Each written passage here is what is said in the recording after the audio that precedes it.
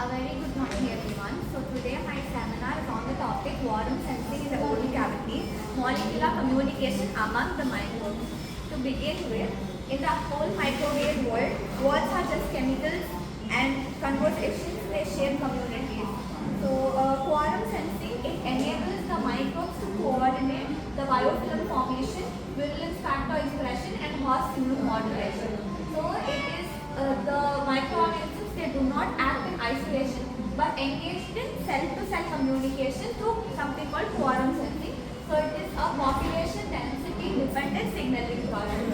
So the understanding about QS is in the oral cavity is very essential because it underlies both the symbiotic stability as well as the dysbiotic disease states like periodontitis, caries and periodontitis. To begin with, it's our molecular basis of quorum sensing where we have primary classes of QS molecules in the oral microbiome. So we have auto-inducer, one that is the AHL system. So this AHL signaling, it is very rare in oral gram-negative species like actinomyces which expresses C12HSL-like molecules influencing leukotoxin production. So some structural studies, they reveal that this type of receptor binding pockets which are present in this species, it accommodates the acyl gel modifications. Secondly, we have auto-inducing peptides, that is AIPs. So they are mostly found in gram-positive oral streptococci, which is predominantly seen in mutants, Streptococcus gordoni and sanguinis species. So the example is, one of the example is COM-CD system. So COM-C, it is a pre-peptide.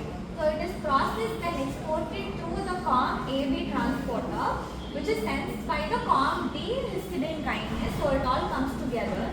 And then we have phosphorylases, which are phosphorylase like COM-E, so that activates the chromatins and bacteriocin production. Thirdly, we have something called auto-inducer, that is AI2. It is a continuous signaling molecule synthesized by the LUX-S enzyme through the activated method cycle. So this is present in Gingivalis controls the heparin acquisition genes, and in humans it regulates the acidity.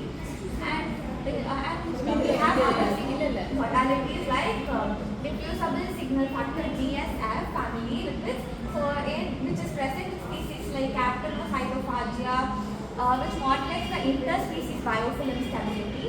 So farnesol from Candida albicans, it functions as a bacterial QS inhibitor, but it enhances the fungal virulence under very certain conditions.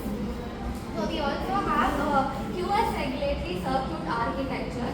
So it is composed of a two-component system, that is COM-D, COM-E is streptococci, and FIM-S or FIM-R is the fimbrial proteins in actinomycetochromatids. So we also have cytoplasmic LUX-R type transcription factors for AHL reduction, which is essential for communication.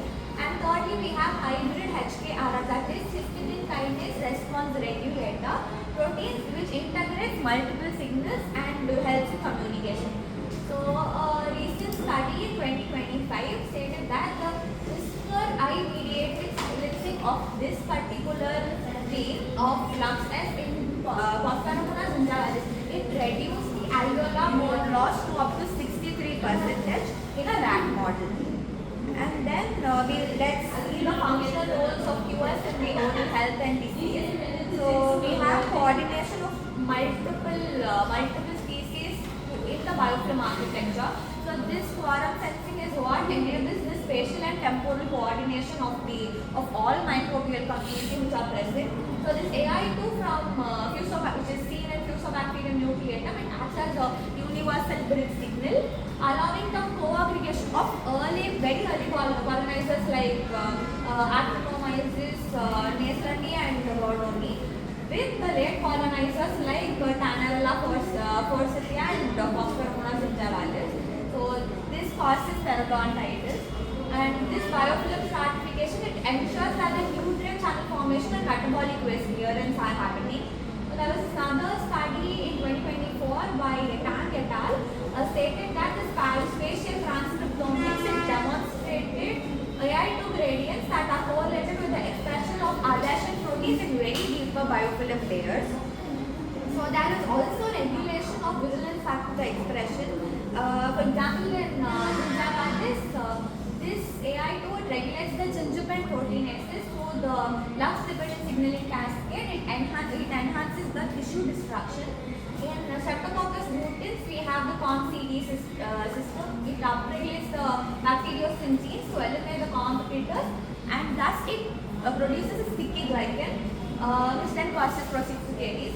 And then in actinomycin it uses AHL-like signals to coordinate this with this leukotoxin expression. It modulates the neutrophil death pathways.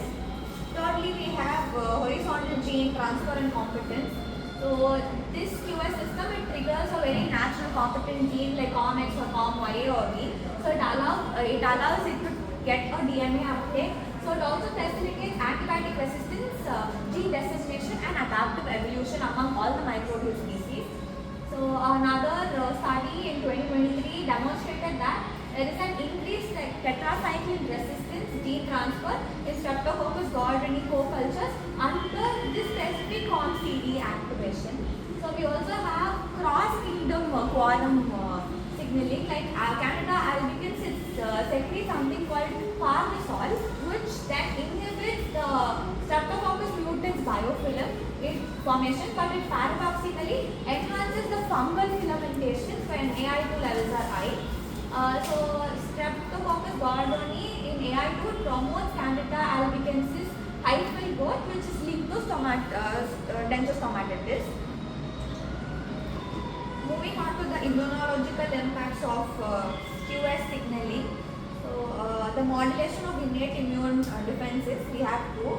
First one is cytokine induction, where the AI2 from Porphyromonas gingivalis and F nucleatum, it activates the all the pathways like TLR2 or TLR4. It activates the signaling pathways. It leads to the overproduction of interleukins like 1 beta 6 and 1 IL-8. So these chemokines surge. It causes a neutrophil hyper-recruitment, but it paradoxically it hampers the effective bacterial clearance. Secondly, we have oxidative burst suppression. So AHL-like molecules interfere with RAC2 dependent NADPH oxidase assembly. So this thereby reduces the reactive oxygen species mediated bacterial killing. So because of this will enable persistence of pathogens like actinomycin in periodontal pockets. So there is a study which is done in 2024 by Yamashita et al. They demonstrated that the dendritic cells, they are exposed to AI2 high biofilms. They have reduced MHC2 and CD80 or CD86 expression, which impairs the antigen presentation. Moving on to the adaptive immunity skewing in quorum sensing. So we have three. First one is TH17 axis. It is persistent in the quorum sensing cues, which sustains the interleukin production from the dendritic cells. So it also drives the TH17 cells to polarize, and then it also releases the interleukin 17, which thereby fuels osteoclastogenesis and bone resorption, which is majorly seen in periodontitis. So we also have B-cell hyperactivation. So in chronic COM-CD activation, which is seen in Streptococcus species, it elevates the interleukin levels and promotes the B-cell antibody production, but also an immune complex mediated tissue injury. So it happens parallelly.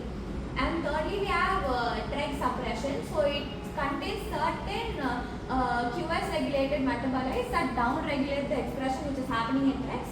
It tipping the bacteria towards the chronic inflammation. And we also have certain immune evasion mechanisms like biofilm shielding, lipid A remodeling, and exosomal immunomodulation.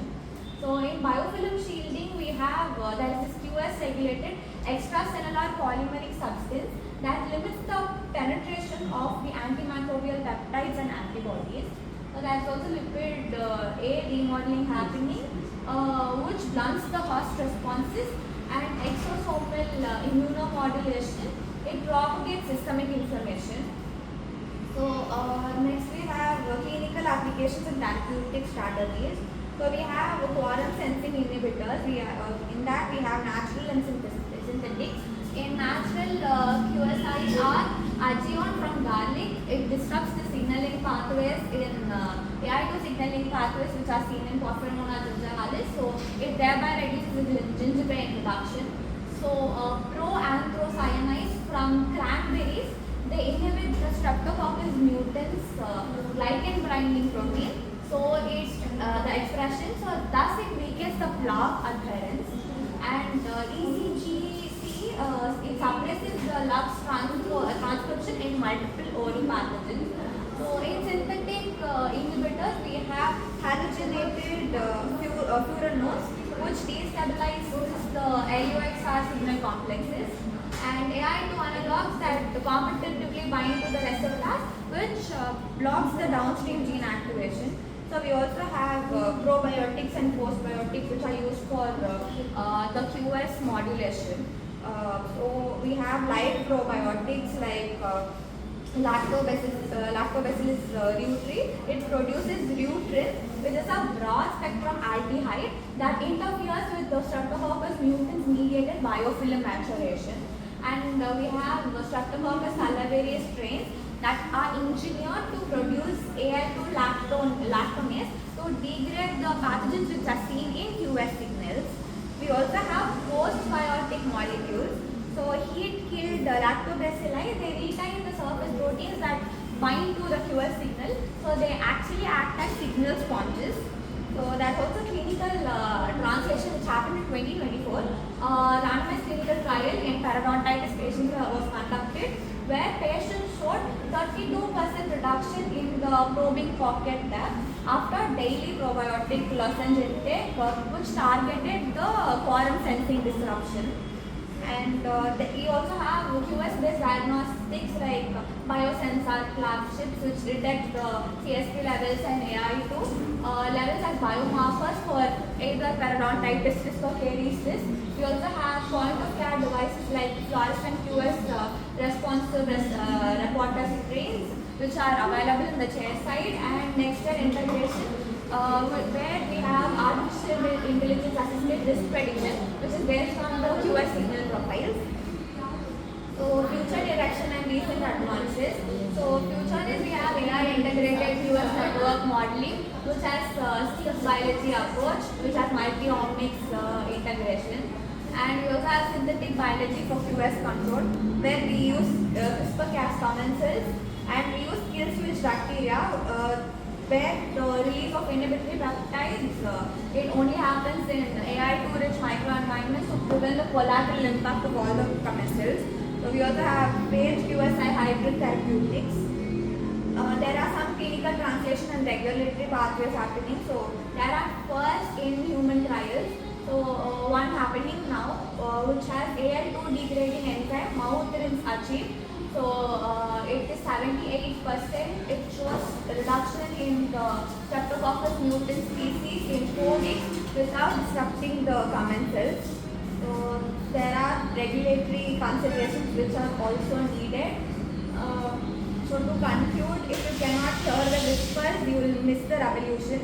So the future lies in the precision interventions that silently harmful chatter while preserving the symphony of the health promoting microbes.